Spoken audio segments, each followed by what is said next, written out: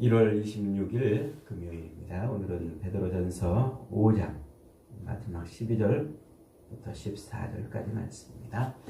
거룩한 입맞춤으로 문안하라 하는 제목입니다. 거룩한 입맞춤으로 문안하라.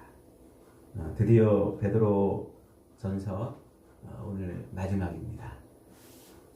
짧은 5장밖에 안 되는데 제가 좀 무리했나 봐요. 24강이나 이렇게 길게 나눠가지고 강의를 했습니다. 그만큼 어마어마하게 많은 내용들을 베드로가 다루었어요. 그래서 좀 자세하게 나누어 봤습니다. 베드로전서는 한마디로 지금 터키 전역에 흩어져 있는 시련과 고난을 당하며 믿음 생활하고 있는 성도들을 위로하고 그들의 믿음을 격려하고 그들로 하여금 믿음 생활을 잘하도록 그렇게 힘을 주기 위해 쓴 편지라고 그랬죠. 베드로 서신이 강조하고 있는 바는 지금 이 땅에 살고 있는 성도들, 그 성도들은 도대체 누구인가? 자기 정체성을 확인하라는 거죠. 그리고 이 땅에서 당하는 그 시련과 이런 고난의 의미가 뭔지를 또 깨우쳐줬어요. 그리고 이제 신앙생활의 목적이 도대체 뭐냐? 신앙생활의 목적. 그리고 성도로서 어떻게 살아야 되느냐.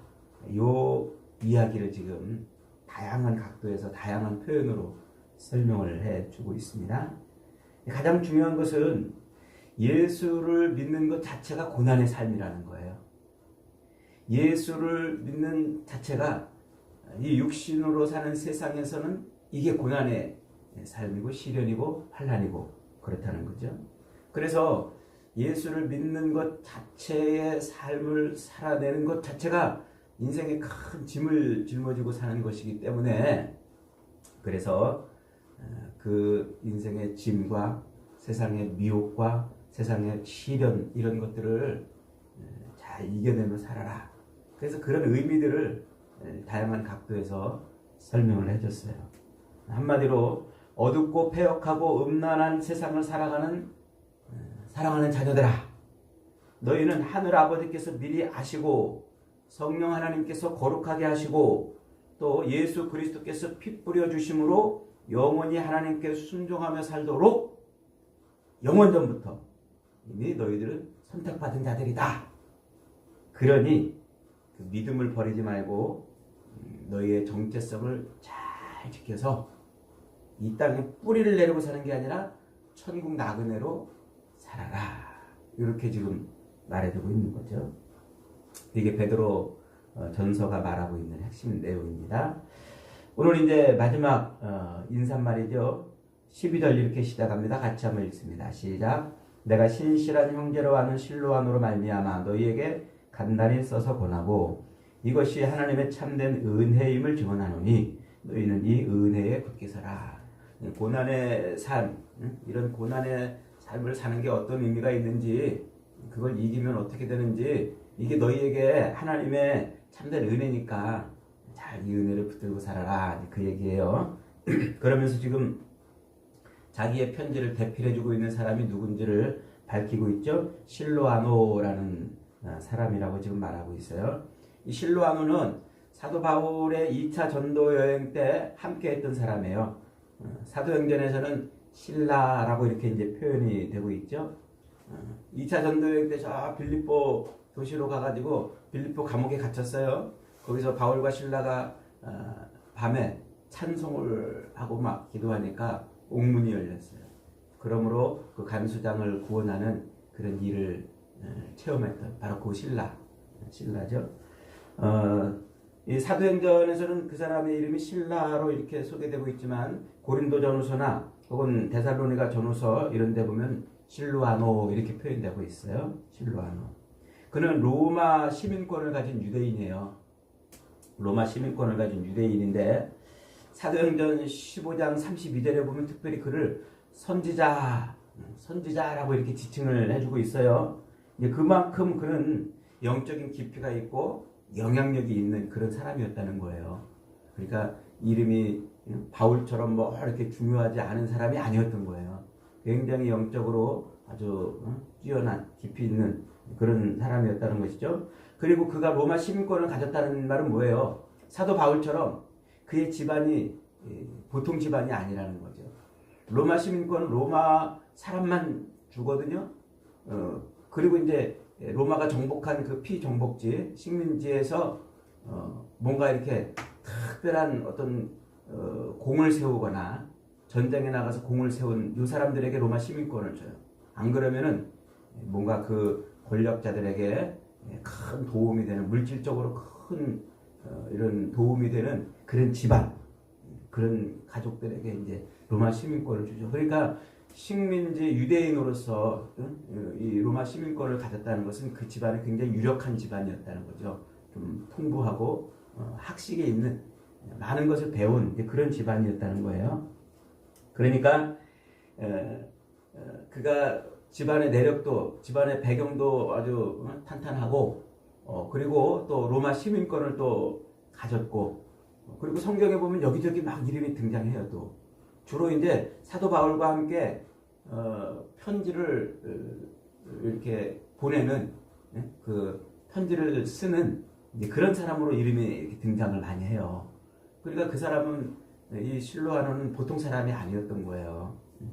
그렇게 대단한 사회적 위치와 그리고 개인적인 역량을 갖추고 있는 그런 사람임에도 불구하고 그가 어떻게 했다는 거예요?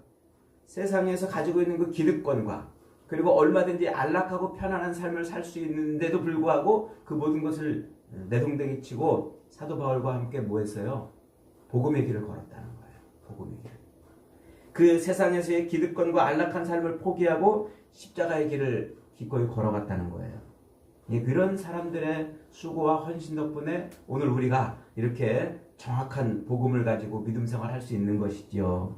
여러분, 저와 여러분도 하나님께서 복음을 위해 쓰시고자 한다면 안락한 삶이라도 내동댕이 치고 따라갈 수 있기를 바랍니다. 세상에 있는 기득권이라도 기꺼이 내려놓고 복음의 길을 걸어갈 수 있기를 바랍니다. 그럴 때 하나님의 생명책에 저와 여러분의 이름이 구석구석에 기록되는 것입니다. 그런 놀라운 복을 누리시기를 축복합니다. 그 다음에 13절입니다. 13절 시작. 택하심을 받은 바벨론에 있는 교회가 너희에게 무난하고 내 아들 마가도 그리하느니라. 그랬어요. 이 마가는 사도 베드로의 아들은 아니에요. 그런데 이제 아들처럼, 영적인 아들처럼, 사도 바울이 디모데를 자기 영적인 아들처럼 여겼던 것처럼 베드로는 이 마가를 자기 아들처럼 그렇게 여겼던 것 같아요. 이 마가는 바나바의 조카이죠. 예수님의 마지막 만찬, 십자가에 달려 돌아가시기 전에 겟셋마네 동산에 오르기 바로 직전에 마지막 만찬을 예수님이 그 어느 집에 들어가서 이제 하잖아요. 낙이 끌고 가가지고 이제 마지막 만찬을 하는데 그 집의 아들이에요. 예수님을 위해서 마지막 만찬을 하도록 내 집을 내주었던 그 집. 그 집이 이제 나중에 초대교회 그 사도행전에 가면은 마가의 다락방이라고 이렇게 소개가 되죠. 다락방이라고 그래가지고 조그만 조그만 방이 아니에요. 우리말로 다락방이라고 번역되는데 3층에 있는 집이라는 방이라는 뜻이에요. 그 당시 로마 시대에 3층에 있는 집은 아주 대단히 큰 집이에요. 그러니까 이 마가도 집이 부유했죠. 바나바도 저 그 지중해 한가운데 떠 있는 구브로라는 섬, 큰 섬이죠. 그 섬의 3분의 2를 그 집이 소유하고 있었어요. 그리고 바나바도 대단히 부유한 그런 집이었죠. 그래가지고 이제 예수님이 마가의 다락방 그 집에서 마지막 만찬을 하고 이제 겟셋마네 동산에 올라가잖아요. 그때 요 마가가 슬그머니 배 혼유부를 두르고 따라가요. 그 밤에 예수님과 그 3명의 제자들이 올라가는데 거기 따라가는데 거기서 갑자기 로마 군병들, 성전 경비병들이 들이닥쳐서 예수님을 체포하잖아요. 그때 이 마가도 붙잡혔어요. 근데 어떻게 해요? 자기가 두르고 있던 그 배 혼유부를 후다닥 내버리고 걸어가 날 살려라 도망쳤던 바로 그 마가예요. 그래가지고 이제 삼촌 바나바가 데리고서 바울과 함께 1차 전도여행을 떠나요. 떠나는데 중간에 저 소아시아 지방을 돌다가 너무 힘들어가지고 중간에 도망쳐버려요. 그래서 이제 2차 전도여행을 가려고 준비하고 있는데 바나바가 다시 마가를 데리고 바울하고 가려고 그러니까 바울이 막 화를 내요. 저놈 도망갔던 놈인데 저놈을 왜 데리고 왔냐고. 그러면서 바나바와 바울이 아주 크게 다투는 원인을 제공하는 그런 인물이기도 했죠. 그런데 그가 어떻게 됐어요? 그가 완전히 변화됐어요. 완전히 변화돼가지고 사도 바울이 로마 감옥에 갇혀 있을 때 그 감옥에 뒷바라지를 하기도 하고, 그리고 베드로를 따라다니면서 또 많은 복음을 전했던 거예요. 초대교회에 그 마가의 이름이 그래도 군데군데 이렇게 막 등장을 합니다. 그러니까 완전히 변화돼서 복음의 일꾼이 된 거예요. 더군다나 마가복음을 기록할 정도로 그는 그 옛날 그 부끄러운 모습이 아닌 정말 그리스도의 복음으로 변화된 사람이 되고 있습니다. 그렇게 변화된 그 중요한 인물인 마가가 지금 어떻게 하고 있다고요? 베드로와 함께 너희들에게 지금 문안하고 있다, 이렇게 지금 말하고 있어요. 바벨론에 있는 교회, 그러죠? 바벨론에 있는 교회가 문안한다, 그러죠? 그 바벨론에 있는 교회라는 말은 로마에 있는 교회를 은유적으로 표현한 거예요. 초대교회 성도들은 이 로마를 뭐라고 불렀냐면 바벨론이라고 불렀어요. 바벨론. 왜 이렇게 바벨론이라고 불렀냐면 실제로 역사적으로 하나님의 백성들, 유다 백성들을 성전을 무너뜨리고 백성들을 포로로 잡아갔던 그 역사적인 바벨론, 그 바벨론처럼 그리스도 예수를 믿는 성도들을 억압하고 그들의 삶을 핍박하는 그런 일을 로마가 했거든요. 그러니까 그 당시 하나님의 백성인 유다를 멸망시키고 포로로 잡아가고 고통스럽게 했던 그것에 빗대가지고 로마가 하나님의 백성들을 그렇게 억압하는 그것을 빗대서 설명을 하는 거예요. 그래서 요한계시록에 가면은요, 이 바벨론을 뭐라고 소개하고 있냐면 하나님을 대항하여 성도들을 미혹하고 핍박하는 존재인 음녀 바벨론, 이렇게 표현을 하고 있어요. 음녀 바벨론. 그러면서 이제 이 계시록이 말하고 있는 말세, 마지막 예수님이 재림하기까지 사는 이 시대를 뭐라고 표현하냐면 말세는 음녀 세상이다, 이렇게 말해요. 한번 따라해봅시다. 말세는 음녀 세상이다. 음녀, 무슨 말이에요? 음녀가 지배하고 난리치는 세상이라는 말이에요. 음녀가. 그러니까 음녀가 활개치고 음녀가 세력을 떨치고 큰 영향력을 행사하고 있는, 음녀가 그냥 다 주무르고 있는 그런 세상이라는 말이에요. 그러니까 성도들은 이 세상에 사는 동안 태양을 피해 살 수 없듯이 그 음녀의 힘을 피해 살 수 없다는 얘기예요. 음녀의 그 영향력 안에 살고 있다는 거예요. 그러면서 이제 요한계시록 17장에 가면은 이 음녀의 특징을 잘 설명해 주고 있어요.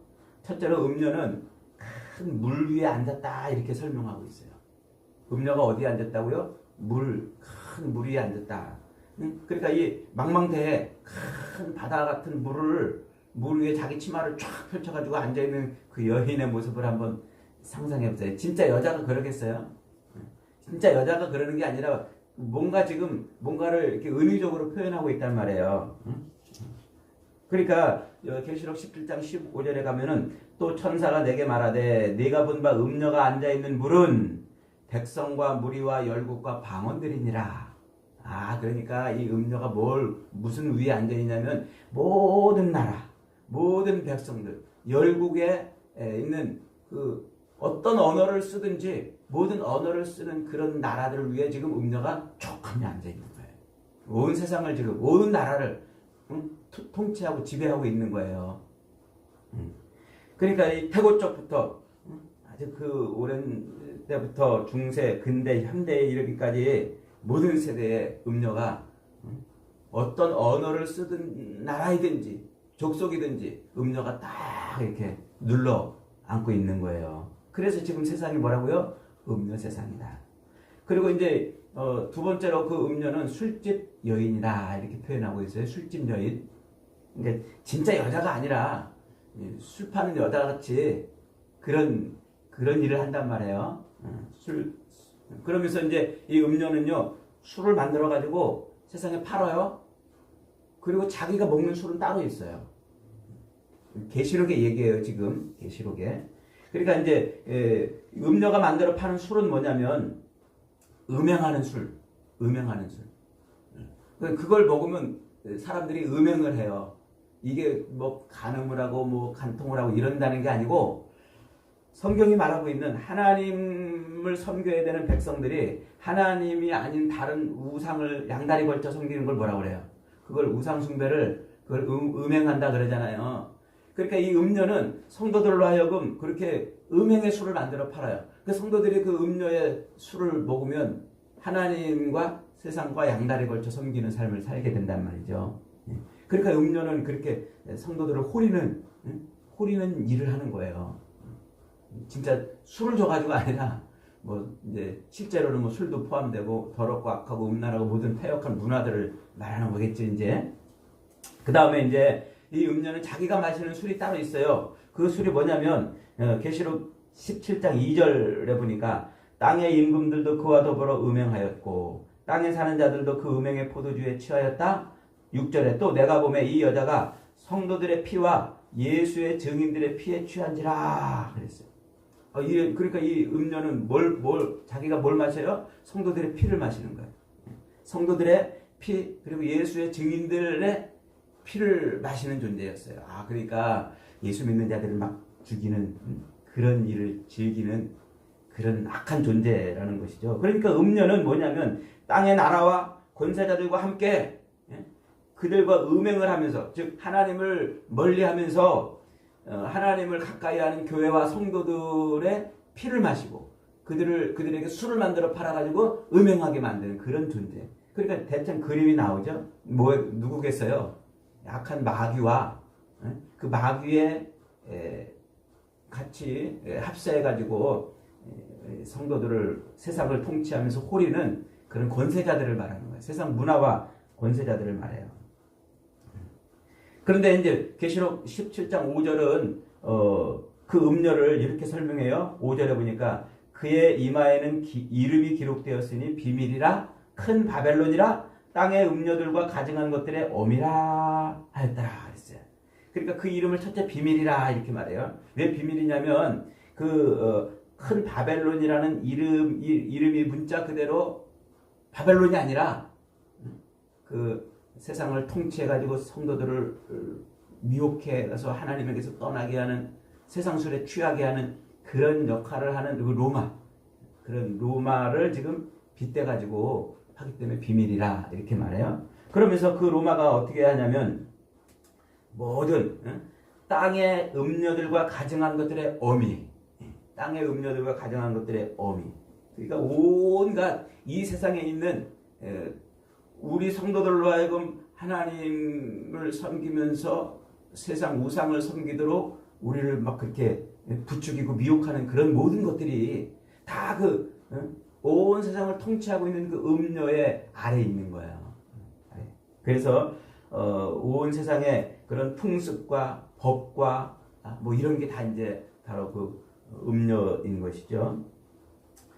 이제 그렇게 이제 음료는 역사적으로 계속 그 당시에는 로마였지만 그러나 이제 시간이 흐르면 흐를수록 그 세상의 모든 권력과 권세와 문화를 휘어잡고 있는 그 세력들이 지금까지 이어져 오고 있는 거예요. 언제까지? 예수님이 재림할 때까지. 그래서 성도들은 이 말세 지금 우리가 살고 있는 성도들의 삶은 음료가 눌러앉고 있는 세상, 곧 음료 세상을 지금 살고 있는 거란 말이에요.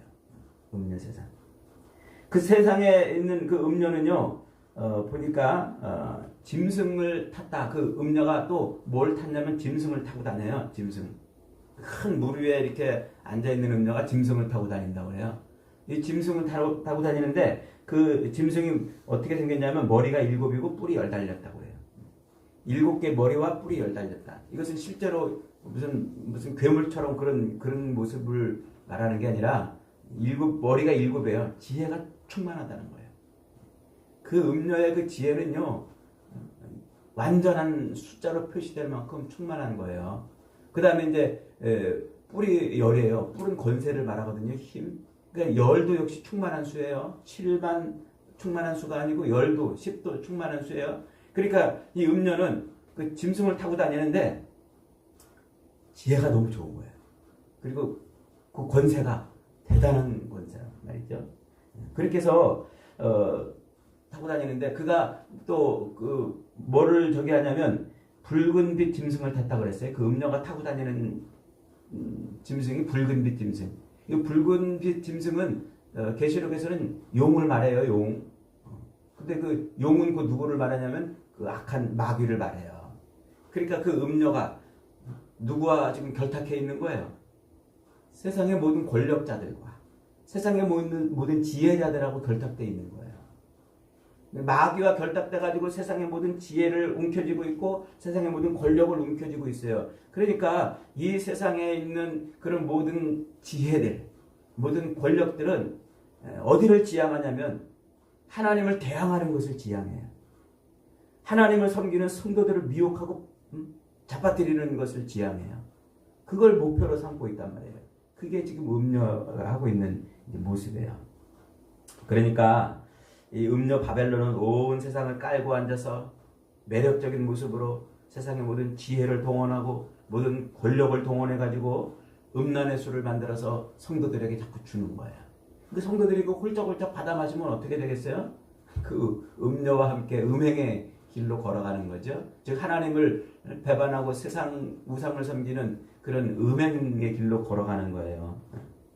그래서 지금 베드로가 뭐라고 말하는 거예요? 8절 말씀 다시 한번 읽어봅니다. 8절 시작. 근신하라 깨어라 너희 대적 마귀가 우는 사자와 같이 두루다니며 삼킬 자를 찾나니 너희 믿음을 굳건하게 하여 그를 대적하라. 이는 세상에 있는 너희 형제들도 동일한 고난을 당하는 줄을 알미라. 그렇게 권면한 거예요. 지금 마귀가 뭐예요? 삼킬 자를 찾아다니면서 우는 사자처럼 그렇게 성도들을 지금 찾아다니고 있다는 거예요. 그러니까 이 음녀, 바벨론, 이 마귀가 통치하고 지배하고 있는 이 세상에서 믿음으로 산다는 것은 고난이란 말이에요.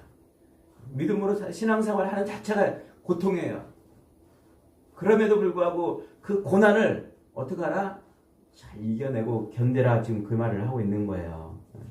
그래서 베드로 사도는 그 마지막 인사말로 서로 사랑의 입맞춤으로 문안하라 이렇게 이제 인사하는 이 말이 굉장히 중요한 말이에요. 14절 마지막 시작. 너희는 사랑의 입맞춤으로 서로 문안하라. 그리스도 안에 있는 너희 모든 이에게 평강이 있을지어다 그랬어요. 사랑의 입맞춤으로 문안하라. 이 말이 무슨 말일까요? 이제 우리 외국 영화 보면은 외국인들은 진짜 처음 보는 사람도 막 가서 뺨에다 뽀뽀하고 그렇게 키스하면서 그렇게 인사하잖아요. 많은 주석에 보면 그런 식으로 설명을 해놨어요. 그렇게 해서 막 서로 이렇게 뺨을 부비면서 포옹하고 인사하는 그 사랑의 어떤 아주 깊은 표현을 하라는 식으로 이렇게 이제 주석을 해놨어요. 이건 잘못된 거예요. 그런 지금 표현이 아니에요. 그럼 예수 안 믿는 사람들도 얼마든지 그렇게 서로 뺨을 부비대고 입 맞추면서 뽀뽀하고 그렇게 인사하잖아요. 지금 그런 식으로 지금 인사하라고 베드로가 그러는 거겠어요. 지금 이 말은 단순한 인사말이 아니라 은유적 표현이란 말이에요. 이 사도 바울도 여러 서신서 여러 군데에서 고린도 전후서나 데살로니가 교인들을 향해서 너희가 서로 거룩한 입맞춤으로 문안하라 그러잖아요. 로마 교회 성도들에게도 너희가 거룩한 입맞춤으로 문안하라. 이거 같은 말이에요. 사랑의 입맞춤으로 거룩한 입맞춤으로. 그러니까 이 서신서들이 편지의 마지막을 서로 거룩한 입맞춤으로 문안하라 이렇게 말하는 것은요. 서로 뭐 뺨을 부비고 뽀뽀를 하고 이러라는 게 아니고 굉장히 중요한 은유적 표현이란 말이에요. 우리가 구약 아가서 공부할 때 배웠죠. 아가서 공부할 때. 아가서는 솔로몬의 아가라 이렇게 1절이 시작해요. 그리고 바로 2절에서 뭐라고 시작을 하냐면 내게 입맞추기를 원하니 네 사랑이 포도주보다 나음이로다 이렇게. 그러니까 솔로몬과 술람미 여인의 그 사랑을 표현하고 있는 그 이야기의 첫 시작을 뭐라고 시작해요? 신랑이 솔로몬이 신부인 술람미 여인에게 뭐부터 시작해요? 막 뽀뽀하려고 막 달려드는 거예요. 그러니까 우리가 이제 그거 하면은 이제 남자들 여자들하고 처음 데이트하면 이제 남자들은 막 여자들한테 뽀뽀하려고 막 그런다고 그러잖아요. 그거 연상하는데 그 얘기가 지금 아니란 말이에요. 그 얘기가 아니고 지금 이 아가서에서 그렇게 지금 신랑이 신부에게 뽀뽀하려고 지금 입맞춤 키스하려고 하는 것은 이건 무엇을 성취하는 말이냐면 시편 2편 앞에 있는 구약의 시편 2편의 그 메시아 예언시를 성취하고 있는 말이에요. 그 시편 2편에 가면은요 무슨 내용이냐면은 세상에 있는 모든 권력자들, 모든 힘 있는 자들이 하나님을 대적해요. 그리고 하나님이 기름 부어 세운 그 기름 부음 받은 자를 끊어버리자 이렇게 하면서 세상의 권력자들이 세상에 있는 모든 힘 있는 자들이 하나님을 대적하고 그의 기름 부음 받은 자를 죽여버리고 그의 맨 것을 그들의 맨 것을 그의 결박을 벗어버리자 하나님에게서 떠나자 이렇게 지금 막 노래를 해요. 시편 2편의 1절부터 쭉 그렇게 노래하는데 하나님이 그들을 보고서 아이고 저 가소로운 것들 웃으세요. 그러고서는 하나님이 그들에게 뭐라고 그러냐면 내가 저들을 완전히 심판하고 멸절시키겠다 선언을 하세요. 그러면서 마지막 12절에 뭐라고 그러냐면 그 하나님의 심판 하나님이 하나님을 대적하는 그들을 멸절하고 심판하시겠다고 하셨는데 그 심판에서 피할 수 있는 길을 딱 제시해줘요. 그게 12절이에요. 시편 2편 12절. 그 길이 뭐냐면 이렇게 말해요. 12절에 그의 아들에게 입맞추라. 그렇지 아니하면 진노하심이 너희가 길에서 망하리라. 진노하심으로 너희가 길에서 망하리라. 그의 진노가 급하심이라. 여호와께 피하는 모든 사람은 다 복이 있도다. 그러니까 무슨 말이냐면 하나님이 그 하나님을 대적하고 그의 기름 부음 받은 자를 죽이려고 하는 그래서 자기들의 그들이 매인 것을 풀어내서 도망가려고 하는 그들을 하나님이 진멸하실 건데 이 진멸에서 하나님의 진멸에서 피할 수 있는 유일한 길은 그의 아들에게 뭐 하는 거예요? 아들에게 입맞추는 거예요. 그 아들이 누구예요? 그 메시아란 말이에요. 예수 그리스도. 그래서 이 하나님의 심판에서 벗어날 수 있는 유일한 길은 그의 메시아, 그의 아들, 하나님의 아들에게 입맞추는 것밖에 없어요. 입맞추는 것밖에.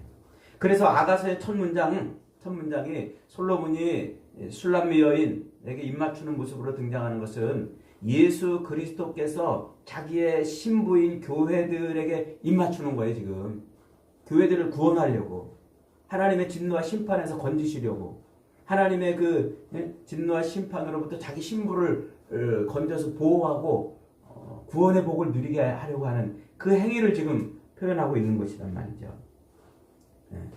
그러니까 곧 신랑 대신 솔로몬이 신부인 술람미 여인 교회로 예표되는 그 술람미 여인에게 뽀뽀하는 입맞추는 것으로 제일 먼저 시작이 되는 것은 시편 2편을 성취하는 예언의 말씀을 성취하는 것이면서 동시에 오늘 우리 신약의 성도들에게는 예수 그리스도께서 그렇게 우리를 사랑하셨다는 거예요. 어떻게?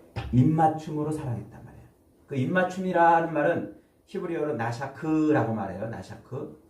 그런데 그게 뭐냐면 이제 그 말은 예배한다 이런 말도 있지만은요. 이 말이 어떻게 시작이 되냐면요. 샤크라는 말은 노예가 자기 주인에게 나 당신 겁니다. 나 당신을 사랑합니다. 영원히 당신에게 복종합니다. 그런 의미로 노예가 항상 주인의 그 발에다가 이렇게 입을 맞췄어요. 그 행위를 나샤크 이렇게 말해요.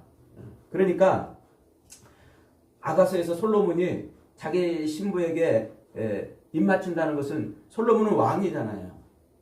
그런데 이 포도밭에서 햇빛에 그을려가지고 별 볼 일 없는 시커멓게 탄 그 여자를 아무것도 없는 그 여자를 왕인데도 불구하고 그 모든 왕의 지위와 체면도 버리고 얼마든지 아주 그냥 휘황찬란한 그 여인들을 데려다가 왕비로 삼을 수도 있는데도 불구하고 아무것도 없는 시골 처녀한테 가가지고 왕의 지위와 체면을 버리고 입맞추는 거예요. 예수 그리스도께서 하나님이신데 우리의 창조주신데 그 모든 지위를 다 내버리고 십자가에 매달려 죽으심으로 우리를 건져내시잖아요. 그 행위를 예표하는 거란 말이에요. 지금. 그러니까 자기의 지위와 신분과 체면을 버리고 그렇게 자기 신부를 사랑하고 있다고 이제 고백하는 그 고백. 얼마나 사랑에 눈이 멀었으면 그럴까요? 솔로몬이 왕의 그 모든 것을 내던지고 그 여인에게 사랑을 고백하는 것은 사랑의 눈이 멀은 거죠. 그리고 예수님이 그렇게 우리에게 사랑의 눈이 멀은 거예요. 그래서 기꺼이 십자가에 매달려 죽으신 거란 말이에요. 그 예수님의 그 모든 것을 내던지는 사랑, 모든 것을 포기하고 심지어 자기 목숨까지 내어주는 사랑이 아니었다면 우리는 하나님의 진노를 피할 수 없는 거예요. 그 놀라운 사랑으로 인해서 우리는 하나님의 진노를 피해서 하나님의 구원을 맛보게 되는 것이죠. 그게 지금 사랑의 입맞춤이에요. 지금 베드로 사도가 이 고난 중에 있는 성도들에게 너희가 서로 사랑으로 입맞추며 무난하라, 이 말은 바로 그걸 말하는 거예요. 그리스도의 사랑을 다시 확인하라는 거예요. 우리를 위해서 모든 것을 다 내동댕이 치고 지위와 체면과 신분을 버리고 심지어 자기 목숨까지 내어주면서 우리를 사랑하신 그 그리스도의 사랑을 다시 확인하라는 거예요. 교인들끼리 서로 무난할 때 우리가 왜 지금 서로 이렇게 무난하고 있는 존재인지를 알으라는 거예요. 교인들끼리 서로 무난할 때 아유 대박 나세요. 아유 하나님이 당신에게 복 줘가지고 사업도 잘 되고 승승장구하세요. 이런 무난만 하라는 게 아니에요. 우리가 진짜 그리스도의 예수 그리스도의 신부인지 확인하라는 거예요. 너 지금 진짜 신앙 제대로 갖고 있냐? 이 음료 바벨론이 통치하고 있는 수많은 것들로 우리를 미혹하고 흔들어서 믿음을 내동댕이 치며 살게 하는, 그래서 그 믿음을 인하여 고통스러운 삶을 살 수밖에 없는 성도들에게 이 고통스러운 삶, 이 고난의 삶을 이겨낼 수 있는 방법은 뭐밖에 없어요? 하나님이 우리를 사랑하신다는 거예요. 예수님이 우리를 버리지 않으셨다는 거예요. 그걸 자꾸 확인하는 거예요. 그래야 그 믿음으로 우리가 이 고난의 고통의 세상을 견디는 거예요. 안 그러면 뭘로 견디겠어요? 우리가. 그러니까 우리는 교회로 모여가지고 서로 뭐 하는 거예요? 주식 얼마나 올랐나? 남편이 뭐 승진했나 못했나? 월급은 어떤가? 코인 값이 어떤가? 이런 얘기 하라는 게 아니에요. 우리는 교회로 모이면 서로 격려해야 돼요. 믿음과 사랑을 격려하고 우리가 그리스도 예수에게 지금 온전히 지금 입맞추고 있는지 자꾸 그걸 확인해야 돼요. 이게 교회 안에서 일어나야 될 일이란 말이죠. 성도들의 교회에서 인사는 달라야 돼요. 세상 사람들처럼 대박나세요 뭐 이런, 저도 가끔 그런 얘기 했습니다만 회개합니다. 복 받으세요. 성공하고 승진하세요. 승승장구하세요. 이게 서로 성도 간에 주고받을 인사가 아니라 하나님이 당신을 포기하지 않으십니다. 예수님이 당신을 위해서 십자가에 내동댕이 쳐질 만큼 사랑하셨습니다. 힘내세요. 주님이 여러분을 사랑하십니다. 견디세요. 다시 소망을 가지세요. 이게 교인들끼리 서로 주고받고 해야 될 인사란 말이에요. 우리 인사가 이제 앞으로 그렇게 바뀌길 바랍니다. 여러분, 우리를 진노에서 건지시려고 아들을 보내주신 그 하나님 아버지의 그 놀라운 사랑과 나샤크, 자기의 모든 지위와 신분을 다 버리고 주인의 발에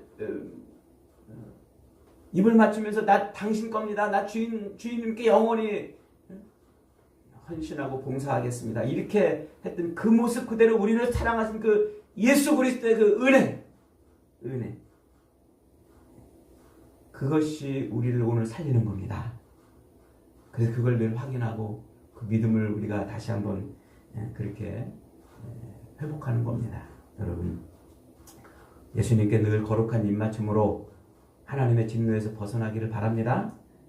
그리고 신부인 교회가 매일 서로 성도들끼리 무난함으로 이 음료가 통치하고 있는 이 세상에서 그 음료의 미혹과 유혹에 걸려 넘어지지 않고 오히려 세상을 기웃거리지 않고도 세상을 능히 살 수 있음을 보여주는 것, 그것이 오늘 저와 여러분의 모습이 되어야 할 줄 믿습니다. 그렇게 늘 주님의 그 입맞춤에 같이 입맞추고 사랑을 고백할 뿐만 아니라 성도들과 서로들 사랑의 입맞춤으로 믿음을 더욱더 격려해서 주님 오시는 날까지 승리하는 복된 인생들 다 되시기를 주님의 이름으로 축복합니다. 아멘.